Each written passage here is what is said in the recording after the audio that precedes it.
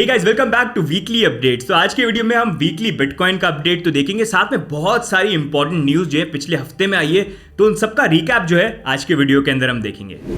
तो अब सबसे पहले बिटकॉइन का अपडेट देखेंगे। तो ये 6th वीक हो चुका है, ऑलमोस्ट 2 महीने, जहां पर बिटकॉइन की प्राइस जब से क्रैश करी है 200 वीकली मूविंग एवरेज जो $22,600-700 के अराउंड बनता है, उसके ऊपर हमको एक भी वीकली कैंडल क्लोजिंग देखने को नहीं मिली है। ये वीक जो है इसने भी फिर से 200 वीकली मूविंग एवरेज के नीचे क्लोज किया। एंड यहाँ पर एक चीज़ जो हम चार्ट्स में आपसे रीसेंट वीडियो के अंदर भी शेयर कर रहे थे कि एट टाइम्स होता ही है चार्ट्स में आपको चीज़ें कुछ डिफरेंट दिखती हैं, लेकिन एग्जैक्ट रियलिटी जो होती है वो थोड़ी अलग होती है। एंड वही चीज़ यहाँ पर हमको देखने को मिल रही थी, जहाँ पर सिमिलर अभी जो मूवमेंट हुआ है ये काफ़ी ज़्यादा मैच करता है प्रीवियस प्राइस मूवमेंट के साथ, जहाँ पर आप देख सकते हैं कंटिन्यूसली यहाँ पर हिडन बेरिश डाइवर्जेंस हमको देखने को मिली है। एंड इन मूवमेंट के अंदर भी एक छोटा सा स्पाइक आया है जो इन अ वे यहाँ पर फेक आउट बना है। आप देख सकते हैं दिसंबर 2021 के अंदर भी हुआ था, और यही चीज़ जो है यहाँ पर जून 2022 के अंदर भी हुई थी, और वही चीज़ अगर आप देखेंगे फिर से यहाँ पर प्ले आउट कर रही है। एंड इसलिए इंपॉर्टेंट ये था कि अगर इस बार डिफरेंट होना है, हम ये वीकली क्लोजिंग के अंदर एटलीस्ट 22,600-700 के ऊपर रहते बढ़िया रहता, जो अभी नीचे की तरफ यहाँ पर आ गया है। अब दूसरी चीज़ यहाँ पर हमको ध्यान ये रखनी है कि ठीक है प्राइस नीचे आ रही है, आप बात करोगे सपोर्ट वाइज कौन सा जोन बन जाता है, वो हमारा बन जाता है $17,000 का जोन। वो टूटा फिर तो गई सीधे 12-13 हज़ार की पॉसिबिलिटी हो जाएगी, तो वो ही एक सपोर्ट है जो अपना होल्ड करना चाहिए 17 से लेकर 19 का आप मान लीजिए अभी। बट इंपॉर्टेंट अभी ये है कि टीए को छोड़ के अभी नेक्स्ट वीक यहाँ पर इंपॉर्टेंट न्यूज़ आने वाली है, जो हमने प्रीवियसली चैनल के ऊपर आपसे कवर किया था कि ध्यान रखना 27-28 के अराउंड तब तक थोड़ी सी रिलीफ देखने को मिल सकती है, लेकिन इस डेट के आसपास फिर से वॉलेटिलिटी आ सकती है। उसका रीज़न क्यों था? क्योंकि यहाँ पर एफओएमसी जो है वो यहाँ पर इंटरेस्ट रेट की घोषणा करेंगे कि अब वो कितना उसको इंक्रीज़ करें। साथ में ये भी यहाँ पर इन्फॉर्मेशन आएगी, क्योंकि पहले ये बोला गया था कि हो सकता है कि अगर इन्फ्लेशन नंबर ज़्यादा आएंगे, जो इस बार भी ज़्यादा है, वो बोल सकते हैं कि यूएस रिसेशन के अंदर है। अब वो देखना है एग्जैक्टली वैसा होता है कि नहीं होता है, क्योंकि उसका मिक्स स्टेटमेंट भी है। बाइडेन ये बोल रहे हैं कि नहीं, थोड़े से लैगिंग होते हैं यहाँ पर सीपीआई नंबर्स, तो it will be important to see. तो इसी कारण से 26 को आप देख सकते हैं यहाँ पर मीटिंग होने वाली है इंटरेस्ट रेट के लिए, और प्रेस कॉन्फ्रेंस भी यहाँ पर होगी 26, 27, 28। आप ये मान लीजिए ट्यूसडे से लेकर थर्सडे का टाइम ऐसा ही है जो काफ़ी क्रूशल रहने वाला है। एंड वहाँ पर जिस तरह की न्यूज़ आती है उसके बेसिस पे हमको देखना है क्या मार्केट का रिएक्शन होता है। ये रिएक्शन पूरा ऑल ओवर द मार्केट हमको देखने को मिलेगा, क्योंकि अभी इकोनॉमिक कंडीशन जो हम चैनल के ऊपर जो रेगुलरली कवर कर रहे हैं ऑलरेडी बहुत ज़्यादा वीक है। यूरोप के अंदर भी रिसेशन की कगार पे आ गए हैं, ईसीबी ने फर्स्ट टाइम इंटरेस्ट रेट को राइज किया है, तो इट गिव्स एन आइडिया कि सिचुएशन जो इकोनॉमिकली इतनी अच्छी नहीं है, बिकॉज कोविड के टाइम पे जो मेजर्स लिए थे, पैसा प्रिंट करो, जितना प्रिंट कर सकते हो, स्टॉक मार्केट पंप करो, तो वही वाली चीज़ें यहाँ पर हो जाती हैं। तो इसी कारण से अभी थोड़ा सा आप ध्यान रखना है इस डेट पे, यहाँ पर वॉलेटिलिटी आ सकती है, but in the end we have to see एक बार ये न्यूज़ यहाँ पर क्या आती है और फिर मार्केट क्या रिएक्शन करता है, उसको हम यहाँ पर रिवैल्यूएट करेंगे। एंड वी होप ये रेगुलर आपसे जो हम टीए शेयर करते हैं और अपडेट्स आपसे शेयर करते हैं, इससे आप कुछ सीख भी रहे हैं, और एट टाइम्स जब यहाँ पर फोमो की सिचुएशन क्रिएट होती है तब आप थोड़ा सा सेंसिबल तरीके से सोच पाते हैं, जब माइंड थोड़ा सा क्लाउडेड होने की सिचुएशन हो जाती है कि we are going to the move and it is in a way helping you out. तो इन दी एंड हमेशा ये चीज़ ध्यान रखिए, जब भी ऐसे फोमो वाली सिचुएशन होती है ना, take a step back and charts पे देखो, चीज़ें समझने की कोशिश करो। इसलिए आपको सिखाने की कोशिश करते हैं, एंड वी होप ये कहीं ना कहीं आपको हेल्प कर रहा है। अब नेक्स्ट मूविंग ऑन, इस हफ्ते की इंपॉर्टेंट न्यूज़ और अपडेट जो है उनको हम देखते हैं। तो सबसे पहले यहाँ पर टेस्ला की क्वार्टरली फाइलिंग जो सामने हमारे निकल के आई, जहां पर 2021 के अंदर टेस्ला ने $1.5 बिलियन के बिटकॉइन बाय किए थे। उसमें से 10% तो उन्होंने आने वाले कुछ महीनों में अप्रैल के अंदर 2021 में सेल कर दिए, लेकिन इस बार इन्होंने बोला है कि अब जो बचे कुछ बिटकॉइन थे उसमें से 75% जो हैं उन्होंने यहाँ पर सेल कर दिए हैं, और अब थोड़े से जो बिटकॉइन है उनके पास अभी भी यहाँ पर बचे हुए हैं। लेकिन इंपॉर्टेंट चीज़ यहाँ पर देखने की ये है कि जब ये न्यूज़ आई उसके बाद ही मार्केट पे इतना ज़्यादा वॉलेटिलिटी न्यूज़ के आते ही तो हमको देखने को यहाँ पर नहीं मिली। लेकिन सिर्फ यहाँ पर टेस्ला ही नहीं है जिसने बिटकॉइन को सेल किया। इनफैक्ट फिनलैंड जो एक कंट्री है, उन्होंने भी यहाँ पर अनाउंसमेंट किया है कि 2018 में क्रिमिनल से उन्होंने around $47 million worth of bitcoin जो थे वो एक तरह से यहाँ पर कॉन्फिस्केट किए थे। उसमें से 1900 बिटकॉइन जो है उन्होंने भी यहाँ पर जो है अभी रिसेंटली सेल किए हैं। अगर हम बात करें ऐसे और भी गवर्नमेंट्स हैं जिनके पास काफ़ी सारे बिटकॉइन जो है वो अभी करेंटली एक तरह से इनडायरेक्टली हॉडल करते हैं, क्योंकि उन्होंने क्रिमिनल से या फिर किसी तरह की कोई इन्वेस्टिगेशन हुए वहाँ पर उन्होंने कुछ बिटकॉइन को एक्वायर किया, जहाँ पर यूके के पास अप्रॉक्सीमेटली बोला जाता है कि ओवर $300 मिलियन इन बिटकॉइन उन्होंने सीज किए थे।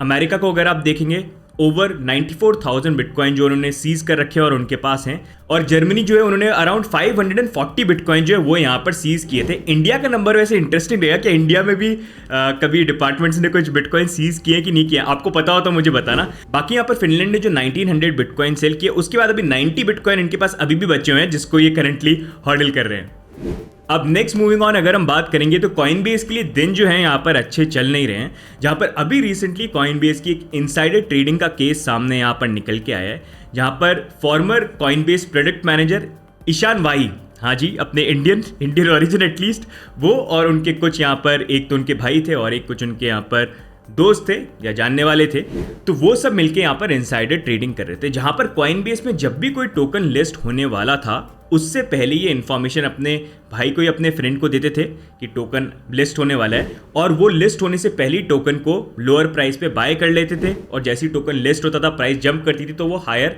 प्रॉफिट के अंदर उसको सेल करते थे। ये इन्होंने जून 2021 से लेके अप्रैल 2022 तक किया, जो ऑलमोस्ट एक साल यहाँ पर बन जाता है। अप्रॉक्सीमेटली बोला ही जा रहा है कि इन्होंने ये चीज़ करके इनसाइडर ट्रेडिंग करके यहाँ पर $1.5 मिलियन जो है ये प्रॉफिट बनाया था। अब ये पता कैसे चला कि यहाँ पर ये इनसाइडर ट्रेडिंग हो रही है? तो बेसिकली रिसेंटली कॉइनबेस के ऊपर कुछ कॉइन की लिस्टिंग होने वाली थी, एंड कोबी करके एक ट्विटर हैंडल है जो क्रिप्टो स्पेस में काफ़ी फेमस है, उन्होंने ट्वीट किया कि यहाँ पर अभी जो ये कॉइनबेस के ऊपर टोकन लिस्ट होने वाले हैं। एक मैंने वॉलेट देखा है जो 24 घंटे पहले ये सारे टोकन जो हैं इस वॉलेट के अंदर बाय हुए हैं, और कहीं ना कहीं ये कॉइनबेस से लिंक्ड यहाँ पर हो सकते हैं।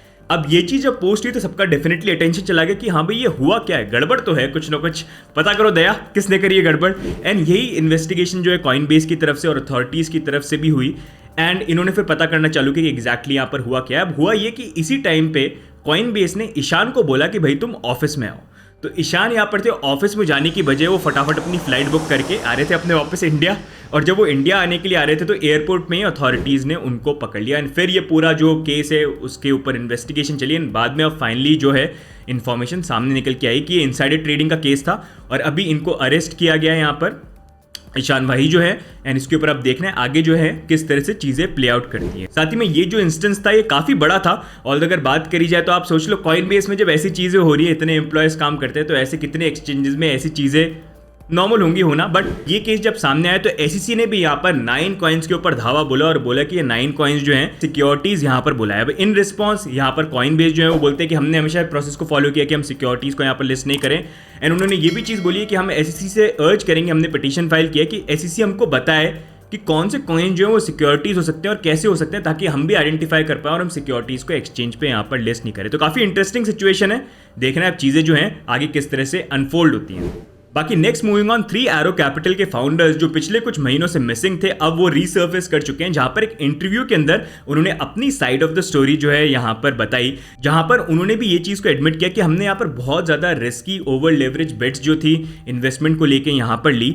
एंड ये पूरी चीजें जो है कोलैप्स होनी तब चालू हो गई जब लूना का यहाँ पर बहुत बड़ा केस हुआ, उससे उनको बहुत झटका मिला, और उसके बाद एक इवेंट्स इस तरह से हुए जैसे उनकी पोजिशन थी कि एक डेथ स्पायरल में वो चले गए। साथ में एसटी ईद का इवेंट जो था उससे भी उनको यहाँ पर लॉस हुआ, क्योंकि काफी बड़ा अमाउंट एसटी ईद का यहाँ पर 3 ACB होल्ड करते थे। तो उनका बेसिकली बोलना यह था कि हमारा जो ओवर कॉन्फिडेंस था यहाँ पर लेके कि मार्केट के अंदर मे बी हमको सुपर साइकिल देखने को मिलेगा और मार्केट शायद इसी तरह से चलेगा, वो कहीं ना कहीं हमको लेके यहाँ पर डूबा। पर लेके डूबा वो तो एक बात है, साथ में और भी बहुत सारे लोग जो हैं यहाँ पर डूबे हुए हैं। तो अब इंपॉर्टेंट ये रहेगा कि यहाँ पर लोगों के जो पैसे हैं क्या वो इन दी एंड उनको वापस रिटर्न होते हैं या नहीं होते हैं। बाकी नेक्स्ट मूविंग ऑन, अपने इंडिया के देसी पार्लियामेंट की बात करें तो वहां पर क्रिप्टो को लेके कुछ क्वेश्चंस पूछे गए, जहां पर ये पूछा कि भाई ये क्रिप्टो का जो टैक्स है इसके अंदर कुछ एग्जेम्पशन वगैरह कुछ हो सकता है क्या, थोड़ा कम वम ऐसे करके। तो इस पर तो आया कि नहीं अभी तो भूल जाए, ऐसा कुछ नहीं है ऐसा। साथ में यहाँ पर आरबीआई के व्यू पॉइंट्स को लेके ये भी पूछा गया गवर्नमेंट क्या प्लान कर रही है, क्या यहाँ पर रेगुलेशन लेके आना चाहती है, बैन लेके आना चाहती है। तो उसको लेके भी हमारी फाइनेंस मिनिस्टर की तरफ से रिस्पांस था कि आरबीआई तो साफ साफ यहाँ पर ये बोल रही है कि क्रिप्टो करेंसी को प्रोहिबिट करना चाहिए इंडिया के अंदर। उनका तो व्यू पॉइंट यहाँ पर ये है, लेकिन यहाँ पर अगर देखा जाए क्रिप्टो को लेकर चाहे यहाँ पर रेगुलेशन लाना है या बैन भी लाना है, कोई भी चीज़ करनी है तो अकेले इंडिया नहीं कर सकता। G20 नेशन का कोऑर्डिनेशन उसमें काफ़ी ज़्यादा इंपॉर्टेंट है। तो अगर वो होगा तभी कुछ चीज़ पॉसिबली यहाँ पर हो सकती है, जहाँ पर G20 नेशन को लेकर डिसीजन जो है पॉसिबली अभी इस साल के एंड तक यहाँ पर आ सकते हैं। तो लेट्स सी इंडिया कौन सा स्टांस यहाँ पर लेती है, क्या प्रोग्रेसिव रेगुलेशन लाने का या आपको लगता है बैन लाने का। आपको क्या लगता है कमेंट्स में डाल के बताना।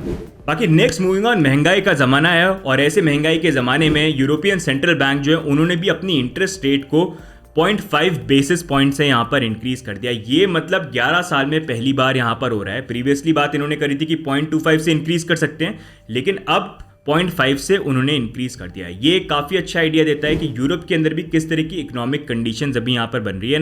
रिसेशन की कगार पे भी यूरोप यहाँ पर जा सकता है, जैसे बहुत सारे एक्सपर्ट जो हैं यहाँ पर बोल रहे हैं।